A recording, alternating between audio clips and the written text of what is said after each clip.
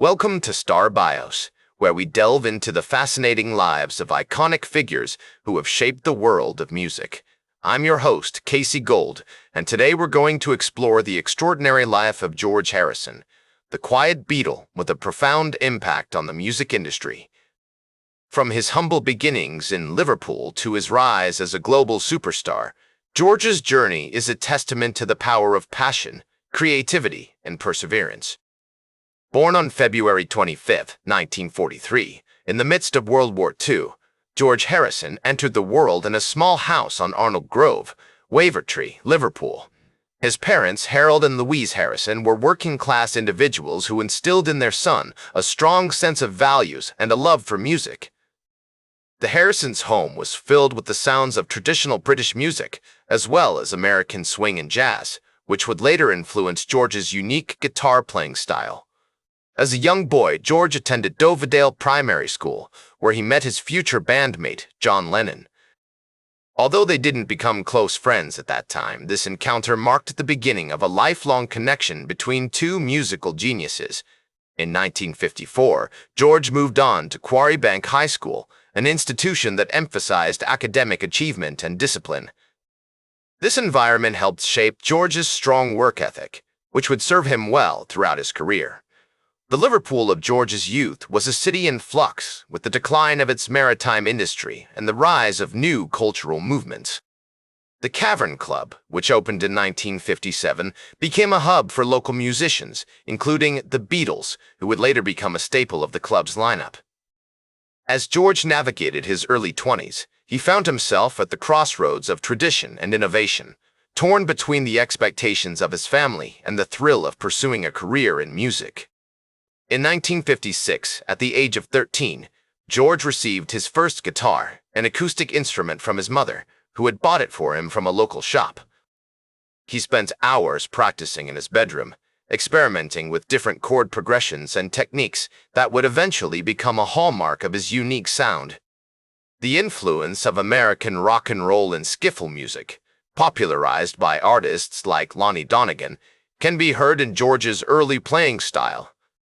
As George entered his teenage years, he began to develop a keen interest in guitar playing, taught by his mother and influenced by the likes of Django Reinhardt and Chet Atkins. He spent hours listening to records, trying to learn complex chord progressions and finger-picking patterns that would later become a signature part of his sound. In 1957, George formed his first band, the Rebels, with his brother Pete and friend Arthur Kelly. Although the band didn't last long, it marked the beginning of George's journey as a musician and performer. The seeds of George's future success were sown in these early years, as he developed a strong sense of self and a passion for music that would stay with him throughout his life. The historical context of post-war Britain, with its austerity and social change, played a significant role in shaping George's character and future path. As we explore the formative years of George Harrison, it becomes clear that his early life was a complex interplay of influences, from the musical traditions of Liverpool to the cultural upheavals of post-war Britain. From the earliest days of the Beatles to his groundbreaking work as a solo artist, George Harrison's creative evolution would leave an indelible mark on the world of music. The early 1960s were a whirlwind time for the Beatles, with the band performing tirelessly in Hamburg, Germany and Liverpool, honing their sound and developing a loyal fan base. In 1962, Brian Epstein became the band's manager, securing them a record deal with Parlophone and setting the stage for their meteoric rise to fame. George's contributions to the band's early success were significant, with his distinctive guitar playing and vocal harmonies adding depth and complexity to their sound. As the Beatles' popularity soared, George found himself increasingly drawn to Eastern spirituality and philosophy, particularly after meeting the Indian sitar player Ravi Shankar in 1966.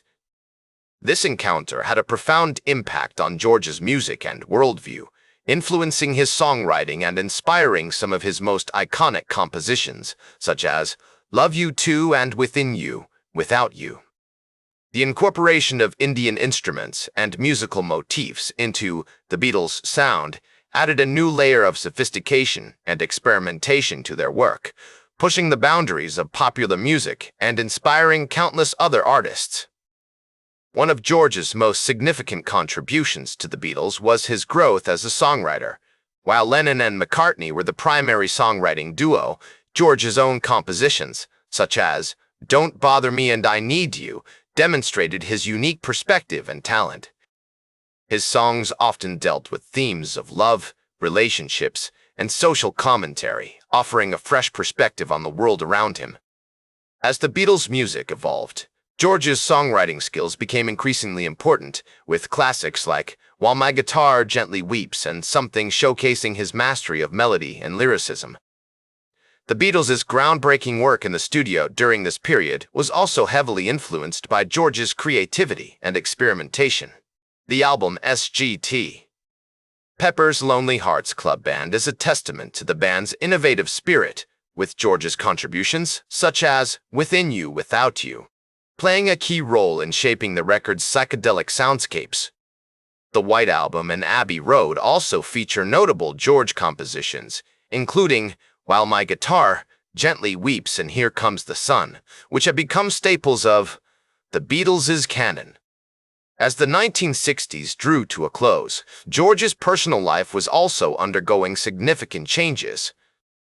His marriage to Pattie Boyd in 1966 had introduced him to a new circle of friends and influences, including Eric Clapton and other prominent musicians of the time. However, the pressures of fame and the tensions within the Beatles were taking their toll on the band's relationships and creative dynamic. Despite these challenges, George continued to produce some of his most inspired work, laying the groundwork for a successful solo career that would flourish in the decades to come. From the Concert for Bangladesh to his work with the Traveling Wilburys, George's post-Beatles career was marked by creativity, experimentation, and a commitment to using his platform for good. The early 1970s were a time of great creativity and experimentation for George, with albums like "Living in the Material World" and "Dark Horse" showcasing his unique blend of rock, pop, and Eastern influences. One of the highlights of this period was the Concert for Bangladesh, a groundbreaking charity event organized by George in 1971 to raise awareness and funds for the people of Bangladesh during their struggle for independence. The concert, which featured performances by George, Bob Dylan, Eric Clapton, and Ravi Shankar, among others, set a new standard for benefit concerts and cemented George's reputation as a humanitarian and activist. In the late 1970s and 1980s, George continued to release solo albums, including 33 and 1-3, George Harrison, and Cloud 9. These records featured some of his most beloved songs, such as "This Song Blow Away" and "Got My Mind Set on You." George also collaborated with other artists during this period, including his work with the Traveling Wilburys, a supergroup that included Bob Dylan, Tom Petty, Roy Orbison, and Jeff Lynne.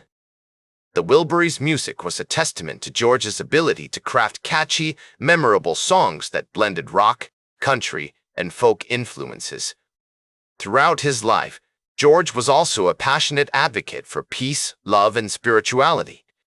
His interest in Eastern philosophy and meditation had a profound impact on his music and worldview, and he often incorporated themes of mindfulness, compassion, and social justice into his songs. In 1981, George founded the charity organization Handmade Films, which produced a number of films, including Monty Python's Life of Brian and Time Bandits. The company's mission was to promote artistic expression and support charitable causes, reflecting George's commitment to using his platform for good. In his personal life, George was married to Olivia Arias from 1978 until his passing in 2001. The couple had one son, Donnie, who has gone on to become a musician and composer in his own right. Despite struggling with health issues and personal challenges in the latter part of his life, George remained a beloved figure in the music world, known for his wit, humility, and generosity of spirit.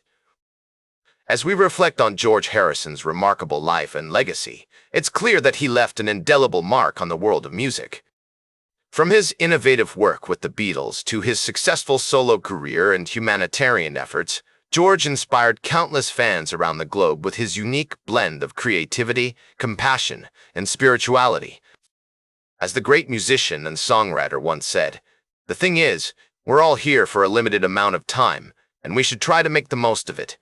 George Harrison's life was a testament to this philosophy, and his music continues to inspire and uplift us to this day. Thank you for joining me on this journey through the life of George Harrison, a true music legend and a shining example of the power of creativity and compassion to change the world. That's all for today's Star Bios. Remember to like, share, and subscribe. And until next time, I'm Casey Gold, reminding you to keep shooting for the stars.